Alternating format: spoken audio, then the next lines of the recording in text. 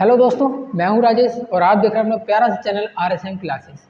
दोस्तों, हमने इस चैनल पर इससे पहले क्लास 10th की इस चैप्टर की 8 वीडियो हम पहले ही डाल चुके हैं और ये वाले चैप्टर की ये नई वीडियो है। ठीक है, चैप्टर का नाम आपका देखिए दिखाई दे रहा होगा आराम से, प्रकाश का परावर्तन तथा अपवर्तन। पहला ही चैप्टर है 9th क्लास का, लेकिन हम इसे ऐसे करा रहे हैं, इस चैप्टर से ना आपसे एक भी क्वेश्चन बचने वाला नहीं है। ठीक है, हमने देखो न्यूमेरिकल भी करा दिए हैं, परावर्तन वाला मतलब ये जो इसमें पार्ट जो है परावर्तन वाला वो सिस्टम पूरा खत्म हो चुका है, उसमें हमने न्यूमेरिकल भी करा दिए। ठीक है, यदि आपने पीछे की वीडियो नहीं देखी है तो कृपया उन वीडियोज़ को देख लें। ठीक है, अब आज हम करा रहे हैं अपवर्तन। अपवर्तन की एक क्लास हम पीछे ले चुके हैं। ठीक है, अपवर्तन में आज हम सीखने वाले हैं, पीछे मैं बता चुका हूँ कि अपवर्तनांक क्या होता है। ठीक है, अब मैं अपवर्तनांक ही आपको कराने जा रहा हूँ और उसके लिए हम डेफिनेशन लिखेंगे।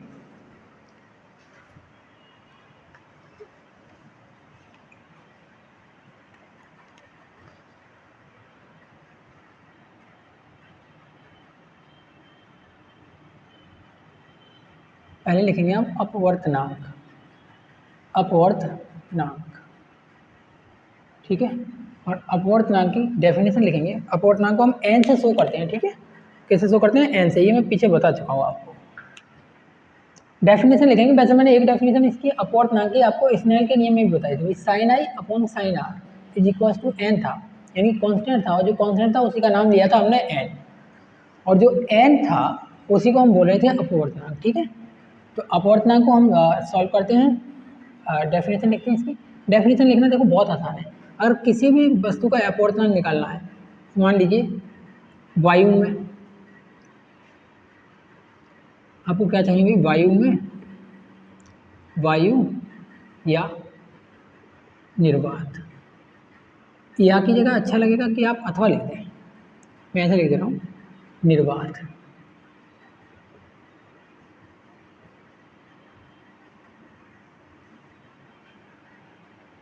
में प्रकाश की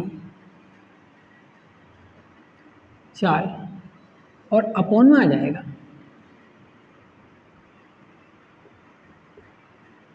माध्यम में प्रकाश की चाल।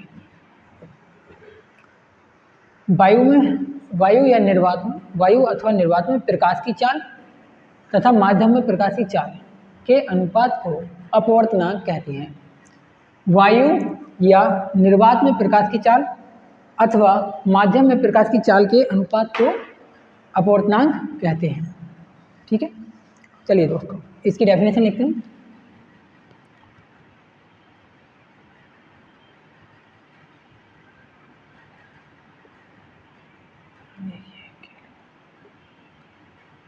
वायु में प्रकाश की चाल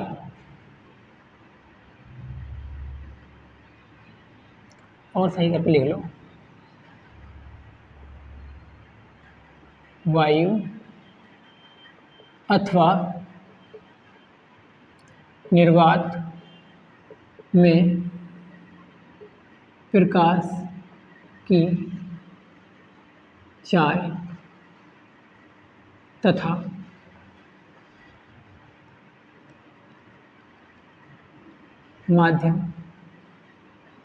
में प्रकाश की चाल के अनुपात को, वायु में प्रकाश की चाल तथा माध्यम में प्रकाश की चाल के अनुपात को अपवर्तनांक कहते हैं। अपवर्तनांक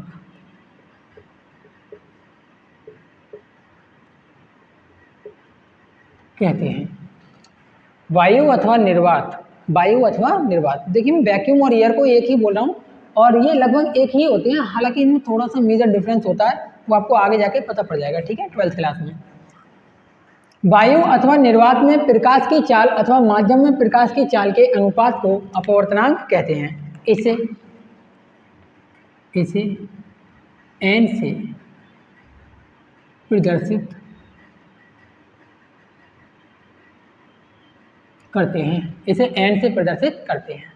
ठीक है, अब मैं इस एन का नोटेशन जो आपको समझाने जा रहा हूँ उस पर जरूर ध्यान दीजिएगा कि ज़्यादातर बच्चे जो हैं एन के नोटेशन पर गलतियाँ करते हैं। ठीक है, वो नोटेशन पर गलतियाँ नहीं करना बिल्कुल। देखिए, आपकी जो एनसीईआरटी रेफर करती है, मैं तो हर बार वही लिखूंगा, लेकिन कुछ किताबों में अलग तरीके से भी उसको रेफर किया जाता है, वो भी मैं आपको बता दूंगा।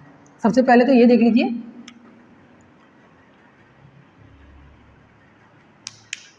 चलिए भाई हम ऐसा कर ले रहे हैं, ये मान ले रहे हैं कि भाई निर्वात में जो है प्रकाश की चाल जो है उसे मान ले रहे हैं हम v1,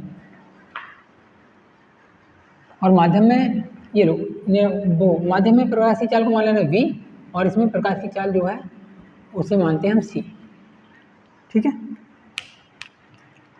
अब ये निर्वात या वायु में प्रकाश की चाल हो तो आपको मालूम होगा कितना होता है c, और अपॉन में क्या जाएगा v, c अपॉन में क्या जाएगा v। ठीक है, ये c का मान आपको मालूम है। वायु में प्रकाश की चाल कितनी होती है 3 × 10⁸ मीटर पर सेकेंड। ये हमने पहले लेक्चर में भी आपको बताया है इसको। ठीक है, बहुत अच्छे तरीके से बताया, एक्सप्लेन करके बताया, तो आप उस लेक्चर में जाके इसको जरूर देख लें एक बार। ठीक है, अब मैं इसे मिटा दे रहा हूँ, आप एक काम कीजिए, इसका स्क्रीनशॉट लीजिए और फिर मैं इसकी नोटेशन आपको सिखा देता हूँ। ठीक है, कितने सावन। ठीक है दोस्तों, अब देखिए हम लिखना चाहते हैं नोटेशन लिखेंगे। देखिए यहाँ से जो कोण बन रहा है, आपतित किरण से जो कोण बनता है उसे कहते हैं इंसिडेंट एंगल यानी कि आई, और अपवर्तन के बाद जो कोण बनता है उसे कहते हैं reflective angle. Refractive angle, refractive angle यानी कि आर, स्मॉल आर से शो करते हैं। ठीक है, तो यहाँ पर अगर मुझे इसका नोटेशन दिखाना हो, मैं बोलूँ कि माध्यम 2 के सापेक्ष माध्यम 1 का, या फिर माध्यम 2 का अपवर्तनांक माध्यम 1 के सापेक्ष दिखाऊं, क्या बोलूँ भाई, माध्यम 2 का माध्यम 1 के सापेक्ष अपवर्तनांक, किसी का भी आपको लिखना हो, बहुत आसान है लिखना। जिसके सापेक्ष लिखना है, जिसके सापेक्ष लिखना है उसको लिखेंगे बाद में, और जिसका लिखना है उसको लिखेंगे पहले। कहने का मतलब ये है, किरण जब जा रही है तो जिस माध्यम से जा रही है उसको लिखेंगे बाद में, और जिस माध्यम में जा रही है, जिस माध्यम में जा रही है उसको लिखेंगे पहले। ये है नोटेशन। अगर मान लो मुझे इसका अपवर्तनांक लिखना है तो मैं लिखूंगा कौन से माध्यम में जा रही है भाई, दूसरे माध्यम में जा रही है, तो दूसरे माध्यम को मैं लिख दूंगा पहले, और पहले माध्यम को, ये जो पहला माध्यम है जिसमें से जा रही है उसको लिखेंगे बाद में। लिखने का तरीका ये है। और अब हम लिखेंगे स्नेल का नियम साइन आई, पीछे करा चुका हूँ, यदि आपने पीछे वाली वीडियो नहीं देखी ना तो उसे जरूर देख लो, क्योंकि उसे देखे बगैर आपको ये वाली वीडियो समझ में नहीं आएगी। अपॉन हो जाएगा साइन आर। अच्छा, इसको पढ़ते कैसे हैं? माध्यम 2 का अपवर्तनांक माध्यम 1 के सापेक्ष, कैसे पढ़ेंगे भाई, माध्यम 1 के सापेक्ष माध्यम 2 का अपवर्तनांक, माध्यम 1 के सापेक्ष माध्यम 2 का अपवर्तनांक। ठीक है, अच्छा कुछ किताबों में इसी नोटेशन को कुछ इस तरह से लिखते हैं, जरा ध्यान से देखिए। इसी नोटेशन को अगर मैं लिखना चाहूँ इधर इस नोटेशन को, तो कुछ नहीं, इन भाई साहब को आगे भेज दो 1 और फिर लिखो n, और ये भाई साहब जहाँ हैं वहीं पर रहने दो 1 and 2। बात समझ में आ गई? आप चाहे ये नोटेशन यूज करो चाहे ये नोटेशन यूज करो, बात एक ही है। इसमें आप बोलेंगे भाई माध्यम 2 का अपवर्तनांक माध्यम 1 के सापेक्ष, बात वही है, माध्यम 1 के सापेक्ष माध्यम 2 का अपवर्तनांक। ऐसे ही मैं इसमें बता रहा हूँ माध्यम 2 का अपवर्तनांक माध्यम 1 के सापेक्ष, यानी कि माध्यम 2 का माध्यम 1 के सापेक्ष अपवर्तनांक। तो मैं लिख दे रहा हूँ माध्यम 2 का माध्यम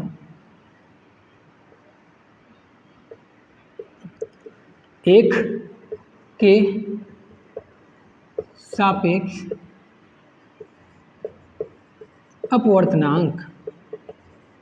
अपवर्तनांक। ठीक है, इसे पढ़ते ऐसे, ओके, इसे पढ़ते ऐसे, बस ये बातें आप याद रख लो, ये बातें याद रख लो। और एक बात मैं बताने जा रहा हूँ, जो n21 है, जो n21 है, अब मैं ऐसे ही लिखूंगा, आप ऐसे समझ लेना। ठीक है, जो n21 है वो बराबर होगा, अगर मैं इस 1 को आगे ले आऊँ और 2 को बाद में लिख दूँ तो 1/n, 1 को आगे लिख दे रहे हैं और 2 को पीछे लिख दे रहे हैं, मतलब ये इसका उल्टा है, ये इसका उल्टा है। इस चीज़ को हम कैसे पढ़ सकते हैं भाई, इस चीज़ को हम कैसे पढ़ेंगे जरा देखिए। इस चीज़ को पढ़ेंगे माध्यम 1 का माध्यम 2 के सापेक्ष अपवर्तनांक, इसे पढ़ेंगे माध्यम 1 का माध्यम 2 के सापेक्ष अपवर्तनांक।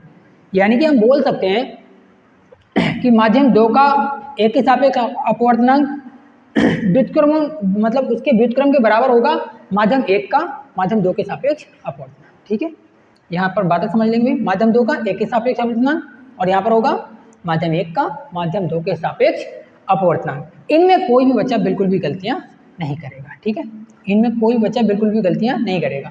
जैसे मान लीजिए माध्यम 1 को अगर हम मान लें ये एयर है, एयर है यानी कि निर्वात है। क्या है भाई? निर्वात है। कैसा है? निर्वात है। और ये क्या है? कांच है, कांच है। तो अगर हम निर्वात को देखें तो निर्वात को हम क्या बोल रहे थे भाई? एयर बोल रहे थे, AIR, एयर। और कांच को बोलते हैं गिलास, गिलास।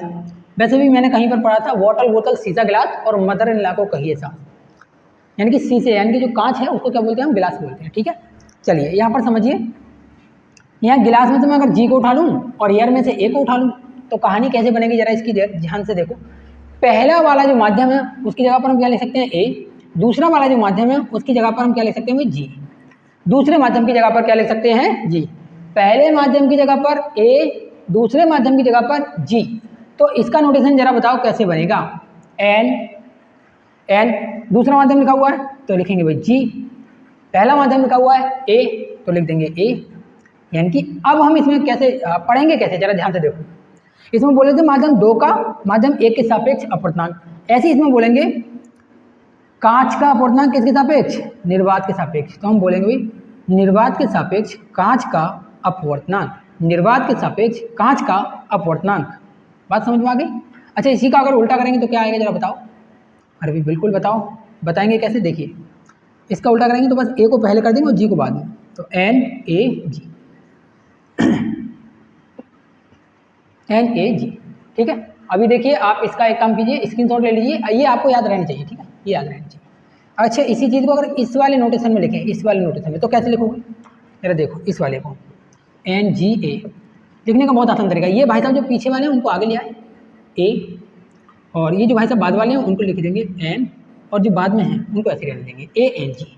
ठीक है, अब मैं इनकी एक और खास बात जो आपको बताने जा रहा हूँ, N21 इसका मतलब होगा ऑलवेज जो आगे वाला है वो ऊपर रहेगा, जो पीछे वाला है वो नीचे रहेगा। ये बात बताओ समझ में आई या नहीं आई? फिर से बोल रहा हूँ बेटा, जो आगे वाला है वो रहेगा ऊपर और जो पीछे वाला है वो रहेगा नीचे। इन चीज़ों में कोई भी गलती नहीं होगी। अगर ऐसे नोटेशन की बात करें तो इसी के बराबर में क्या आ जाएगा जरा देखिए, ये है तो वही, है तो वही। तो हम बोलेंगे जो इसमें देख के, चलिए आप इसको मत देखिए, ये आपका NCERT बेस्ड है। ठीक है, उसमें हमेशा ऐसे लिखा जाता है। ये आपको और किताबों और जो राइटरों की किताबें हैं जिन्हें आप बहुत बहुत अच्छी किताबें बोलते हो, जो प्राइवेट स्कूलों में लगी होती हैं, उनमें आपको ये नोटेशन मिलेगा ज़्यादातर, उनमें आपको ये मिलेगा। तो आपको इनमें और इनमें मैंने बता दिया है क्या फ़र्क होता है, कैसे लिखा जाता है, कैसी चीज़ें ये सिमिलर चलती हैं। ठीक है, अब मैं यहाँ पर बस बताने जा रहा हूँ। अगर मैं लिखूँगा N12 को तो कैसे लिखूँगा जरा देखिए, N2 ऊपर आएगा पहले है, N1 नीचे आएगा, N1 नीचे आएगा। अभी बताओ ये बातें आपको समझ में आ गई या नहीं आ गई? आगे चल के हमें इन बातों की बहुत ज़्यादा ज़रूरत पड़ेगी।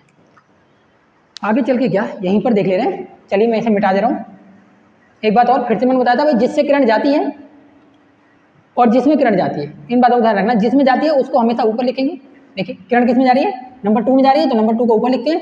और जिससे किरण जा रही है, किससे जा रही है? नंबर 1 से, तो उसको लिखेंगे नीचे। ठीक है, अभी देखिए, अब मान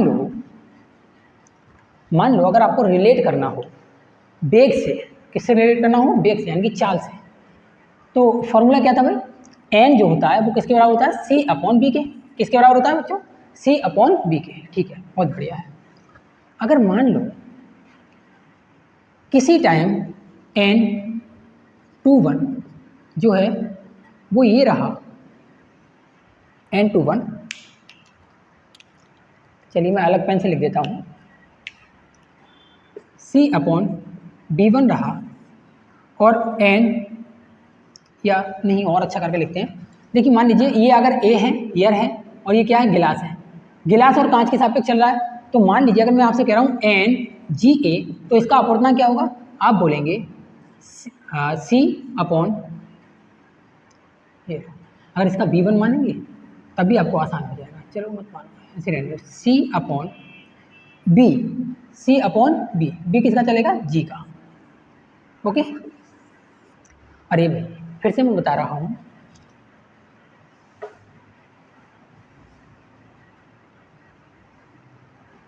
एन जी ए, ठीक है, सी अपॉन बी, बी जी कर दिया। अब हम एक काम और कर सकते हैं। अगर मैं आपसे पूछूं इसी तरह से एन, चलो वाटर का निकाल लेना एयर के सापेक्ष, तो वाटर का एयर के सापेक्ष क्या होगा? वाटर का एयर के सापेक्ष आपको आता है भाई, ऊपर तो एयर ही रहेगा, नीचे क्या आएगा? यहाँ देखिए, यहाँ पे मैं साइन आई और साइन आर वगैरह नहीं बोल रहा हूँ, ना अपवर्तनांक लिख रहा हूँ, मैं यहाँ लिख रहा हूँ चाल के रूप में। किसके रूप में लिख रहा हूँ? चाल के रूप में। और चालों के रूप में कैसा हो जाएगा जरा बताइए? यह आ जाएगा, नीचे अपोन में आ जाएगा बी डब्ल्यू, यानी कि प्रकाश की चाल किस में? वाटर में, और यहाँ पर प्रकाश की चाल किस में? एयर में। यानी कि वायु में प्रकाश की चाल को हम सी बोलते हैं, और जो किसके बराबर होती है अभी मैंने बताया थोड़ी देर पहले, 3 गुणा 10⁸ मीटर पर सेकेंड, इसके बराबर होती है। ठीक है, अब यदि मैं ये मान लूँ कि इन दोनों को ऐसे लिखूँ,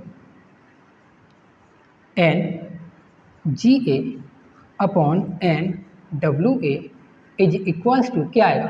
देखिए, इस वाली समीकरण को इस वाली समीकरण से मैं भाग कर रहा हूँ, तो जब इधर वाली चीज़ों को भाग कर रहे हैं तो हम उधर वाली चीज़ों का भी भाग करेंगे। तो देखिए जरा क्या आएगा? सी अपॉन बी जी अपॉन में आएगा सी अपॉन बी डब्ल्यू। यहाँ से देखिए सी से सी कट जाएगा, ऊपर ही ऊपर है, ये उलट के कहाँ पहुँचेगा? ऊपर, और ये भाई साहब उलट के कहाँ जाएंगे? नीचे। तो कहानी कैसे बनेगी जरा देखिए, N G A upon N W A is equals to हो जाएगा, बी डब्ल्यू पहुँच जाएगा ऊपर, बी डब्ल्यू यानी कि वाटर में जो प्रकाश की ऊपर पहुँच जाएगी, और गिलास में जो प्रकाश की चाल है वो रहेगी नीचे। ये बातें तो आपको समझ में आ गई होंगी, ये बातें आपको समझ में आ गई होंगी। ठीक है, और एक अच्छे तरीके से 1 और 2 करके भी हम इसे कर सकते हैं। चलिए 1 और 2 करके दिखाते हैं।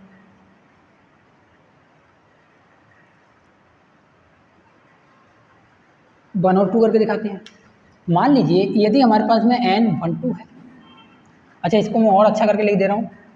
देखिए एन जी ए का मतलब क्या है? एन जी ए का मतलब क्या होगा भाई? ये आगे वाला है वो ऊपर रहेगा, पीछे वाला है वो नीचे। तो क्या मैं एन जी ए की जगह पर ये चीज़ लिख सकता हूँ? बिल्कुल लिख सकते हैं जी, N G upon N A, और बड़ा बटे लगा देंगे। क्या एन डब्ल्यू ए की जगह क्या आएगा? तो जो आगे है वो ऊपर एन डब्ल्यू, और जो पीछे है वो नीचे एन ए। अब आप खुद ही बताइए, एन ए से एन ए कट जाएगा, एन ए से एन ए कट जाएगा, यहाँ बटे में एक बचा, एक को लिखते नहीं है, क्या बचा यहाँ से? एन जी अपॉन में क्या बचा? आइए एन डब्ल्यू, और इसके बराबर चल क्या रहा अभी? बी डब्ल्यू, और अपॉन में बी जी। और एक बात हम यहाँ से लिख सकते हैं, वो मैटर ये है कि मेरे पास उधर तो जगह है नहीं, तो मैं इस चीज़ को ना इधर लिख दें, इसको लिखेंगे जो पहले लिखा होता है, मतलब जो ऊपर लिखा होता है उसे पहले लिख देते हैं एन जी, और जो नीचे लिखा हुआ होता है एन डब्ल्यू, जो नीचे लिखा हुआ होता है उसको लिख देते हैं बाद में, और ये बराबर किसके होगा? बी डब्ल्यू अपॉन बी जी। इसको भी याद रखिए, इसकी मुझे ज़रूरत पड़ेगी। अभी मैं तो आपको एक चीज़ बताऊंगा, यहाँ से कंक्लूजन निकालूंगा। ये देखिए बहुत वैसी चीज़ें हैं, थोड़ा समझने में दिक्कत तो ज़रूर होगी, लेकिन जब समझ जाएंगे ना उसके बाद फिर कोई दिक्कत नहीं रहेगी, आपको फिजिक्स के अंदर कोई दिक्कत नहीं रहेगी। मैं आज इसके न्यूमेरिकल भी कराऊंगा, ठीक है? तो आप यहाँ पर ध्यान दीजिए, जी डब्ल्यू बराबर हमारा क्या है? अगर वेग के रूप में लें तो बी डब्ल्यू अपॉन बी जी। इसका मतलब है जल में प्रकाश की चाल, और यहाँ है कांच में प्रकाश की चाल। ये हमने उनका क्या निकाला है? अपवर्तनांक निकाला है। किसका अपवर्तनांक निकाला भाई? कांच का अपवर्तनांक किसके सापेक्ष? वाटर के सापेक्ष, यानी कि जल के सापेक्ष, यानी कि जल के सापेक्ष कांच का अपवर्तनांक वो ये होगा। एक बात और मैं यहाँ पर बताना चाह रहा हूँ, वो मैं ये बताना चाह रहा हूँ कि यदि आप ऐसा अपवर्तनांक जब भी निकालते हैं तो आपको ये दिखाई दे रहा है कि जो वाटर वाला है वो ऊपर पहुँच गया है, और ये जो जी वाला है वो नीचे। यानी कि अगर वेग के लिए हम ये बात माने, वेग के लिए अगर हम ये बात माने तो वेग के लिए ये कहानियाँ उल्टी चलती हैं। जैसे मान लो हमारे पास में कोई दो ये है माध्यम, ये अभिलंब है, एक माध्यम है, ये माध्यम नंबर 1 हो गया, और ये हो गया माध्यम नंबर 2, जैसे उसमें है। तो अगर मान लो प्रकाश किरण ऐसे जा रही है, थोड़ा बहुत टेढ़ा मेढ़ा कर देना। ऐसे जा रही है प्रकाश किरण। तो आपको एक बात याद रखनी है हमेशा, जब भी आपसे कभी भी ये पूछे जाए N12 पूछा जा रहा है तो बिल्कुल इसका उल्टा लिखना है, बिल्कुल इसका उल्टा लिखना है। जैसे देखो इसमें है G, यानी जो पहले वाला है उसको नीचे लिखना है और जो बाद वाला उसको ऊपर। तो ऐसे ही इसमें लिखेंगे जो पहले वाला उसको नीचे यानी कि B1 और ऊपर क्या जाएगा दूसरा वाला B2। ठीक है, ये बातें आपको समझ में आ गई या नहीं आ गई? देखिए मैं यहाँ ऐसे N के रूप में नहीं लिख रहा हूँ, अगर मैं N के रूप में लिखता तो क्या आता N1/N2, और यहाँ पर क्या आ रहा है जरा देखिए B2/B1। इसको हम N1/N2 बोलेंगे, जो पहले लिखा है वो ऊपर, जो बाद में लिखा है उसे नीचे। जबकि चालों के लिए ये बात अलग है, यानी कि वेग के लिए ये बात अलग है। जो बाद वाला वेग है वो उसे ऊपर लिखा जाएगा और जो पहले वाला वेग है वो नीचे लिखा जाएगा। कहने का मतलब ये है प्रकाश किरण यदि एक माध्यम से दूसरे माध्यम में जा रही है तो दूसरे माध्यम वाली चाल को ऊपर लिखा जाएगा और पहले माध्यम की चाल को नीचे लिखा जाएगा। ठीक है, अब आप इसको स्क्रीनशॉट ले लीजिए, मैं इसमें मिटा दे रहा हूँ। ठीक है,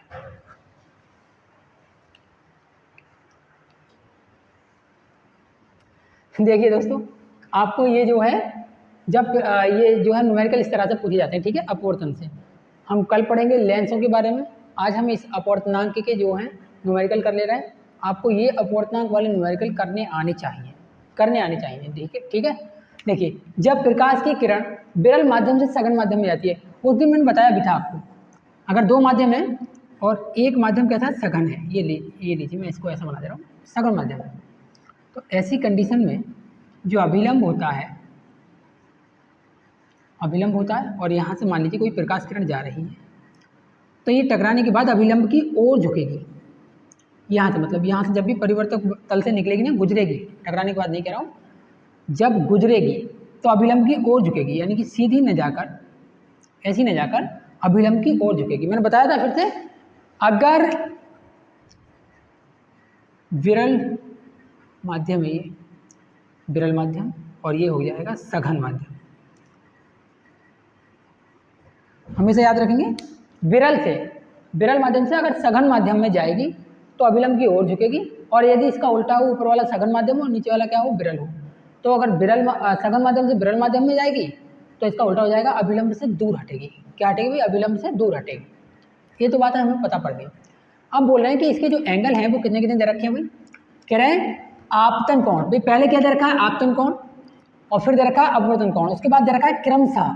क्रमशः का मतलब है भाई क्रमशः आपतन कोण पहले दे रखा है तो जो पहला वाला मान है वो आपतन कोण का होगा, और अपवर्तन कोण बाद में दे रखा है तो जो दूसरा वाला मान है वो अपवर्तन कोण का होगा। तो मेरे कहने का मतलब है कि ये जो है वो 45 है और ये वाला जो एंगल बन रहा है वो कितने का बन रहा है? 30 का बन रहा है। तब ये पूछ रहे हैं कि प्रथम माध्यम के सापेक्ष द्वितीय माध्यम का अपवर्तनांक क्या होगा? प्रथम माध्यम के सापेक्ष द्वितीय माध्यम का अपवर्तनांक क्या होगा? बहुत आसान है भाई। प्रथम माध्यम के सापेक्ष यानी कि जिसके सापेक्ष होता है उसको तो हम लिखते हैं भाई बाद में, और जिसका होता है उसको लिखते हैं पहले। यानी कि द्वितीय माध्यम का इन दूसरे माध्यम का पहले माध्यम के सापेक्ष अपवर्तनांक हो गया ये।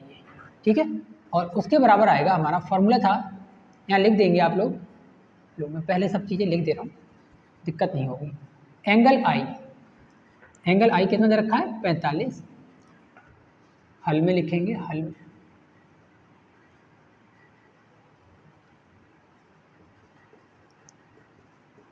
दिया है, दे क्या रखा है? एंगल आई, अरे भाई लेक्चर सही करते हैं, एंगल आई बराबर 45 अंश है और एंगल आर बराबर दे रखा है आपका, ये लो मैं ऐसे बना दे रहा हूँ, आर 30 अंश।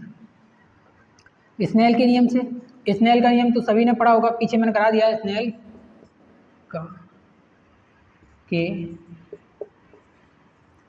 नियम से सॉल्व करेंगे भाई। स्नेल का नियम क्या था?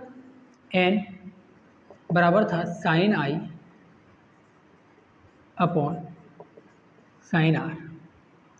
सिंपल है जी। किस माध्यम के किसके सापेक्ष निकाल रहे हैं? तो ये बोल रहे हैं भाई प्रथम माध्यम के सापेक्ष, यानी कि जिसके सापेक्ष निकालते हैं उसको बाद में लिखते हैं।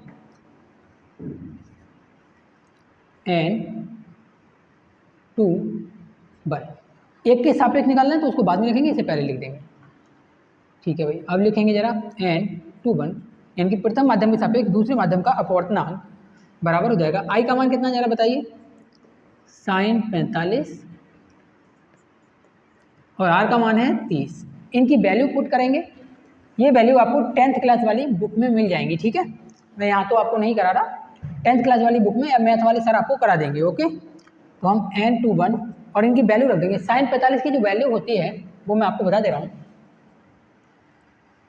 sin 45 1/√2 होती है और sin 30 की होती है 1/2। ठीक है, इनकी जो वैल्यू होती है वो आप याद भी कर लेंगे तो ज़्यादा अच्छा रहेगा। वैल्यूज पुट करेंगे हम, sin 45 की वैल्यू कितनी है 1/√2 और इसकी वैल्यू कितनी है 1/2। ये भाई साहब उलट के पहुंच जाएंगे ऊपर वाले के पास और ये भाई साहब उलट के आ जाएंगे नीचे वाले के पास। ठीक है, तो मैं बता रहा हूँ, ऐसे 2 पहुंच जाएगा ऊपर, 2 1 2 और √2 आ जाएगा नीचे। अब 2 को क्या आप ऐसे लिख सकते हैं भाई, √2 क्रॉस √2 इज इक्वल्स हो जाएगा 2। अगर कभी भूल भी जाएं, फिर भी बता रहा हूँ मैं, कोई भी संख्या अगर 2 बार है, रूट के अंदर गुणा में 2 बार है, तो जो संख्या अंदर है वही संख्या सिंगल आ जाती है। ठीक है, तो यानी कि हम ये भी बोल सकते हैं कि इस सिंगल संख्या की जगह पर 2 बार रूट लिख सकते हैं। बिल्कुल वैसे ही जैसे ये 2 के बराबर है तो 2 की जगह पर हम ये चीज़ भी लिख सकते हैं, क्योंकि बराबर तो है ही है, तो लिख दो भाई n21 इज इक्वल्स हो जाएगा √2 क्रॉस √2 और अपॉन में कितना चला है √2। अब √2 से √2 खत्म, बचा क्या, n21 बराबर हो जाएगा √2 और इसका जो मान होता है अगर आपको दशमलव में ही लिखेंगे तो ज़्यादा अच्छा रहेगा। वैल्यू जो होती है √2 की मैं लिख दे रहा हूँ यहाँ पर, √2 इज इक्वल टू होता है 1.414। ओके, 1.414, तो यहाँ पर लिख देंगे हम 1.414, ये आ जाएगा अपवर्तनांक। ये सवाल हो गया आपका सॉल्व। ठीक है, आप स्क्रीनशॉट लीजिए, फिर मैं इसे मिटा दूंगा। ठीक है दोस्तों, हमने क्वेश्चन पहले ही लिख लिया है। ठीक है, जल का वायु के सापेक्ष, देखिए जिसके सापेक्ष निकालते हैं बहुत आसान है। सबसे पहले हम इन सवालों को जब हल करते हैं तो हल लिख लेते हैं और फिर उसके बाद लिखते हैं दिया है।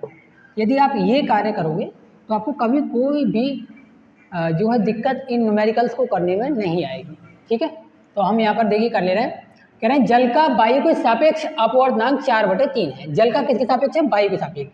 ये याद रखो किसके सापेक्ष है, जिसके सापेक्ष है। आप लिखेंगे भाई एन किसके सापेक्ष है, वायु के सापेक्ष, तो ए को लिखेंगे बाद में। किसका है, जल का, जल को बोलते हैं वाटर। ठीक है, तो NWA इज इक्वल्स टू दे रखा है 4/3। इतनी बात तो आपको समझ में आ गई होगी। ठीक है, अब NWA को एक अन्य फॉर्म में लिखा जाएगा, n जो पहले है ऊपर, जो बाद में उसको नीचे, इज इक्वल्स टू आ जाएगा 4/3। ठीक है, इसे ऐसे रहने देंगे। अभी हमें एक चीज़ और निकालनी है, वो हमें दे रखा है, और क्या दिया हुआ है, कह रहा है एक अन्य पदार्थ भी इसमें दे रखा है। एक अन्य पदार्थ का वायु के सापेक्ष, फिर से वायु के सापेक्ष है उस पदार्थ का भी, अपवर्तनांक इतना दे रखा है। कह रहे हैं तब जल का उस ठोस पदार्थ के सापेक्ष अपवर्तनांक ज्ञात कीजिए। अब आपके मन में ख्याल आ रहा होगा कि यहाँ तो बोल रहे थे अन्य पदार्थ, और यहाँ जो बोल रहे हैं वो बोल रहे हैं ठोस पदार्थ के सापेक्ष, ठोस पदार्थ के सापेक्ष। तो वही ठोस को हम बोलेंगे सॉलिड, यानी कि एस से शो करूँगा, ठोस को क्या बोलूँगा, सॉलिड। और किसका पूछ रहा है भाई, जल का। जल को आप जानते हैं वाटर बोलते हैं, यानी कि W। तो ये हमें निकालना है, जो निकालना है वो हम लिखेंगे। सबसे पहले तो ये लिख लो किसके सापेक्ष दे रखा है, कह रहे हैं एक अन्य पदार्थ का वायु के सापेक्ष। अन्य पदार्थ क्या है, सॉलिड है। अन्य पदार्थ क्या है, सॉलिड। तो हम लिखेंगे NS, किसके सापेक्ष दे रखा है, वायु के सापेक्ष। तो A इज इक्वल टू कितना हो जाएगा, 5/2, 5/2। अच्छा, इसको मैं वैसे भी लिख दे रहा हूँ, एक ही साथ लिख दे रहा हूँ, तो जो है हमारे जो है ये लो, यहाँ पर थोड़ा सा काम बढ़ा दे रहा हूँ। NWA, तो हम इसे लिख सकते हैं भाई NW/NA, यानी कि वायु के सापेक्ष जल का अपवर्तनांक कितना दे रखा है, 4/3। अच्छा, ऐसे ही इसको लिखेंगे N सॉलिड A, वायु के सापेक्ष ठोस का अपवर्तनांक कितना है, 5/2। इसको पहले लिखेंगे भाई NS/NA, 5/2। ये बातें आपको समझ में आ गई। चलिए अब हम इससे थोड़ा सा आगे बढ़ते हैं। थोड़ा सा आगे की कहानी क्या है देखिए। हमें निकालना क्या है, हमें ज्ञात करना है एन किसका करना है, जल का उस ठोस पदार्थ के सापेक्ष। जिसके सापेक्ष करना होता है उसे बाद में लिखते हैं और जिसका करना होता है उसको लिखते हैं पहले। जल यानी कि वाटर, NWS, ये हमें निकालना है। ठीक है, अब हम इसे करना सॉल्व शुरू करते हैं। इसे मान लेना भाई समीकरण 1 और इसे मान लेना समीकरण 2। इसकी जरूरत हमें है नहीं, यही चीज़ डायरेक्टली लिख रहे हैं। देखिए यहीं लिख रहा हूँ, समीकरण 1 को समीकरण 2 से भाग देने पर क्या हो जाएगा जरा देखिए। NW/NA बड़े बटे लगा दिया है, NW/NA बड़े बटे NS/NA इज इक्वल्स टू कितना दे रखा है देखिए। ये वाला लिखेंगे पहले इस वाले की जगह पर 4/3 और फिर बड़े बटे लगा देंगे और उसके नीचे लिख देंगे 5/2। ठीक है, करने का तरीका आपको मालूम हुआ। ये वाला नीचे वाले के पास आ जाएगा और ये भाई साहब पहुँच जाएंगे ऊपर। ठीक है, ये भाई साहब पहुँच जाएंगे ऊपर और ये भाई साहब आ जाएंगे नीचे। ऐसे ही इसमें तो देखो एक जैसे दिखाई दे रहे हैं, इनको तो हम काट ही दे रहे हैं। NA से NA कट गया तो बचा क्या, NW/NS। क्या बच गया हमारे पास में भाई, NW/NS। तो मैं इधर लिख दे रहा हूँ